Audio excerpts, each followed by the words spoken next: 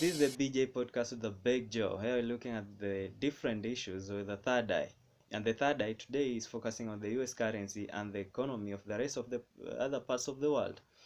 Do you think that the US dollar is collapsing? Do you think that the issue of the petrodollar will make the US dollar collapse?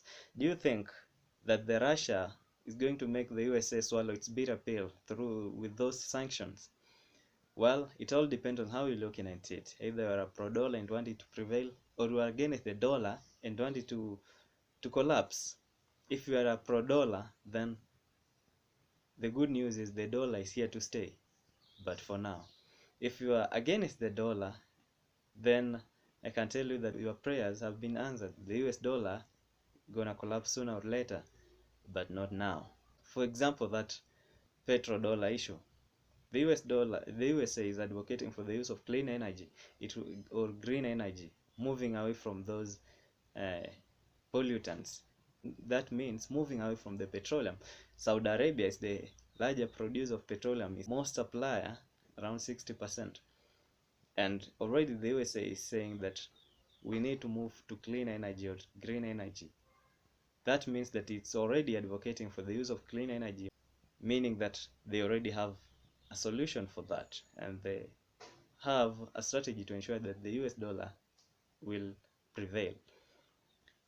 Those signing the deals between countries, Saudi Arabia signing deals with the other countries, rest assured those deals, mostly like other parts of the world like Kenya and other countries, those deals are in US dollars. For example, Kenya signed a deal to import oil from Saudi Arabia.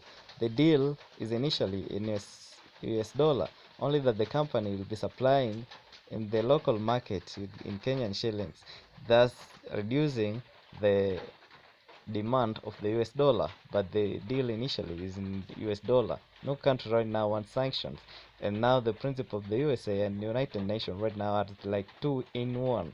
So if the message was unclear, then that is the clarity of it. He didn't say the whole truth about it. The second thing is that the BRICS is a new emerging bloc. The UN or United Nations, or let's say the G7, these are already established and trading partners already. So will it be just easy for a country to just move from already established system where they already supply and import things, and they have already their trusted partner to supply them with their goods, and just shift to BRICS where they don't know where they'll get the goods, they don't know if their goods will be accepted to the market? Maybe you can answer if you think that the US dollar is going away.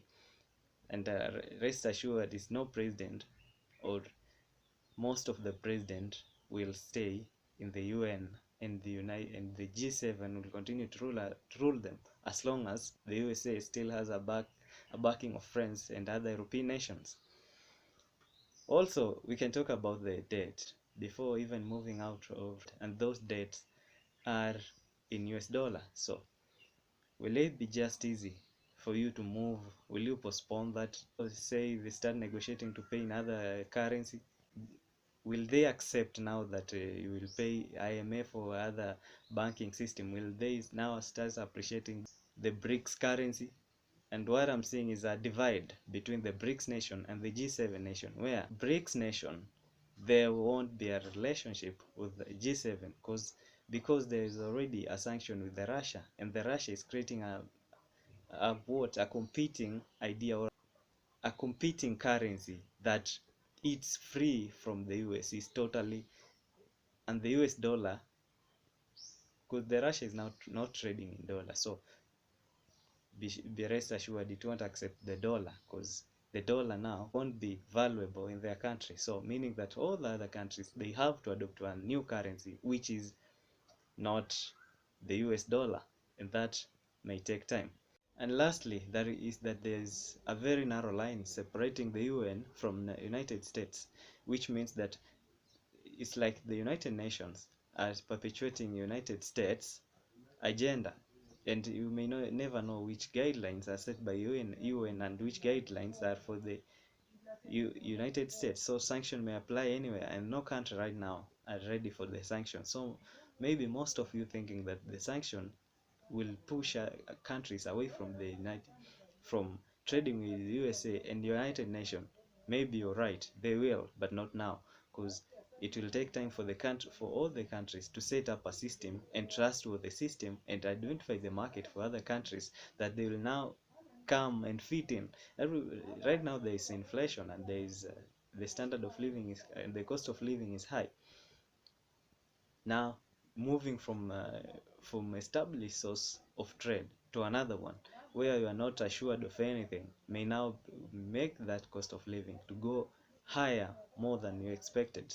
So maybe that solution will come sooner or later, but not now. Right now, people are fighting for the cost of living. If you see those countries signing treaties and agreements, those agreements are not against the US right now, because now that is not the focus for the most part of the world, but is in their mind. And with the emergence of the BRICS, they doomed the US currency is doomed when the theory or their math is right. Okay guys, subscribe, comment, wanna see what you think about that, and God bless.